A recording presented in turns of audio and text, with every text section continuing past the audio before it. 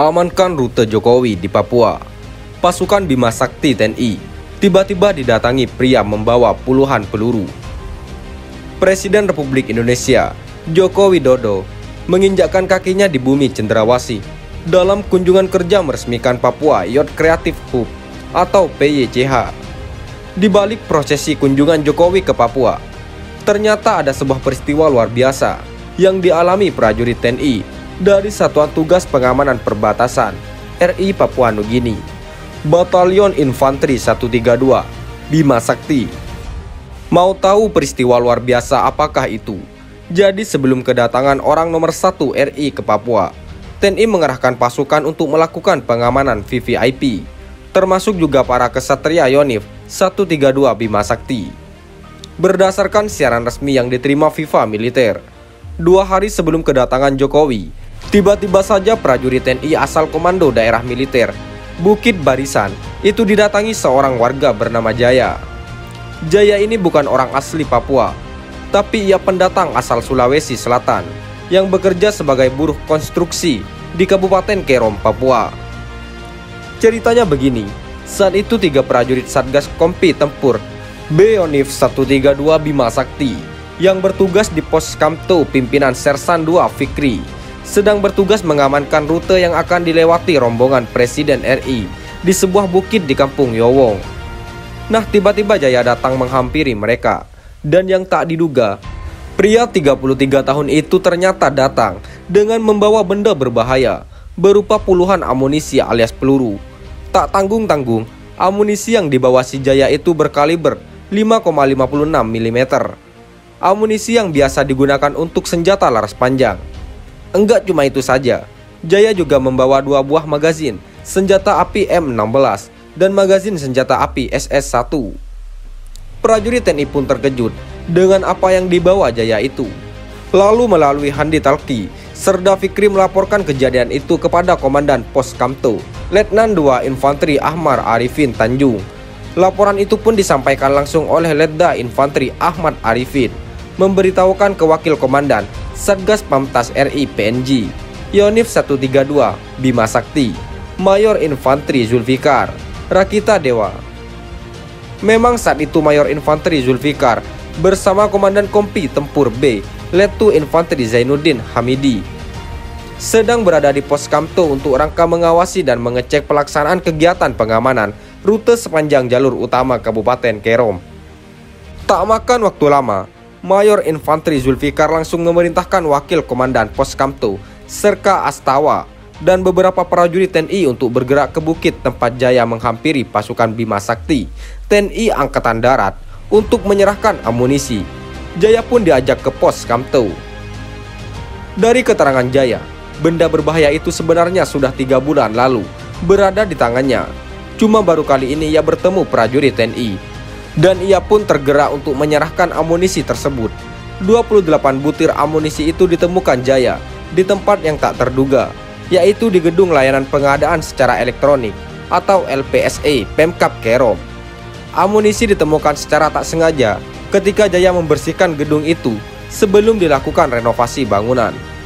Selesai menerima barang temuan dan mendalami keterangan dari Jaya, Mayor Infanteri Zulfikar Rakita Dewa melaporkan kejadian tersebut ke Komandan Satgas Pamtafs Yonif 132 Bima Sakti, Letkol Infanteri Ahmad Fauzi.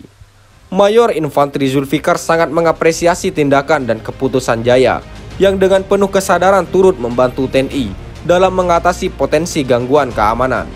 Dan yang terpenting, apa yang dilakukan Jaya itu tidak lepas dari perjuangan para kesatria Bima Sakti yang selama ini gencar melakukan pembinaan teritorial di wilayah penugasan, memberanikan diri dengan penuh kesadaran dan keikhlasan untuk menyerahkan barang temuan yang berbahaya, merupakan dampak yang sangat positif dari pembinaan teritorial yang dilakukan oleh Satgas Pamtas Yonif 132 Bima Sakti, khususnya Pos Kamto, terhadap masyarakat sekitar, sehingga dapat menggerakkan hati dan pikiran mereka untuk melaporkan apabila terjadi hal menonjol dan mencurigakan kepada petugas demi keamanan bersama, kata Mayor Infanteri Zulfikar Rakita Dewa. Perlu diketahui, sejak ditugaskan menjaga batas negara di Papua, sudah berulang kali Satgas Pantas Yonif 132 Bima Sakti berkontribusi positif terhadap keamanan di perbatasan Papua dari berbagai permasalahan yang ada. Sebelumnya, Satgas telah 13 kali berhasil menggagalkan peredaran dan penyelundupan narkoba jenis ganja kering dengan kumulatif seberat 14,55 kg, serta menggagalkan penyelundupan amunisi tajam kaliber 7,62 mm dan 5,56 mm oleh warga negara PNG, dan menangkap pelintas batas ilegal yang tidak dilengkapi dengan dokumen resmi. Dalam gulita, pasukan TNI Polri serbu markas KKB Papua, kelompok Egyanus Kogoya.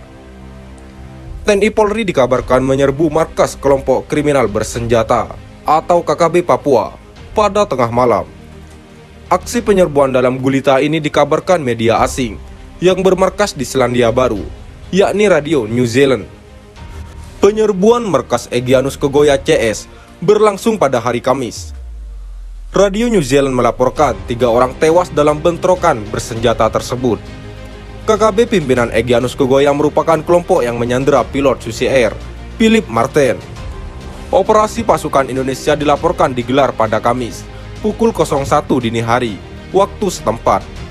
Serangan ini kemudian memicu serangan balasan dari KKB. Pihak KKB menyatakan bahwa komandan mereka, Egyanus Kogoya, turut diserang pasukan Indonesia. KKB menyebut seorang anggota mereka tewas dalam serangan. KKB juga mengklaim menembak 4 personel keamanan Indonesia, menewaskan 1 personel TNI dan 1 personel Polri. Belum diketahui apakah Philip Martin berada di markas dalam hutan tersebut selama operasi. Pilot berkebangsaan Selandia Baru itu telah disandera KKB. Peneliti Human Rights Watch Indonesia, Andreas Harsono, mengaku telah memverifikasi kabar penyerangan tersebut. Ia menyebut terdapat beberapa kali bentrokan antara aparat keamanan dengan kelompok bersenjata Papua. Saya telah memverifikasi pernyataan tersebut dengan mengecek apa yang telah dilaporkan polisi Indonesia dan orang Papua, kata Andreas. Dapat dikonfirmasi bahwa ini dimulai dengan serangan ke apa yang disebut Markas Tentara Pembebasan Nasional Papua Barat. Saya kira itu adalah serangan ke persembunyian dalam hutan. Sebelumnya, Polda Papua telah menetapkan 15 tersangka pembakaran pesawat Susi Air dan penyanderaan pilot Philip Martin. Ke-15 tersangka itu ditetapkan masuk ke dalam daftar pencarian orang atau DPO. Sekian dan terima kasih. Jika ada salah kata, kami mohon maaf. Jangan lupa like, komen, dan subscribe.